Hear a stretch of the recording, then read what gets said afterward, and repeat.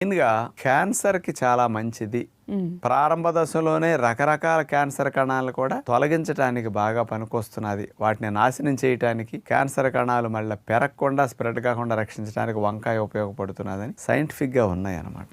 ఈ వంకాయలో ఉండే glyco alkaloids అనే కెమికల్స్ స్పెషల్గా ఏం చేస్తాయి అంటే క్యాన్సర్ కణాలు, అంటే రకరకాల అవయవాల క్యాన్సర్ కణాలు కొంచెం డిఫరెంట్గా ఉంటాయి కదమ్మా.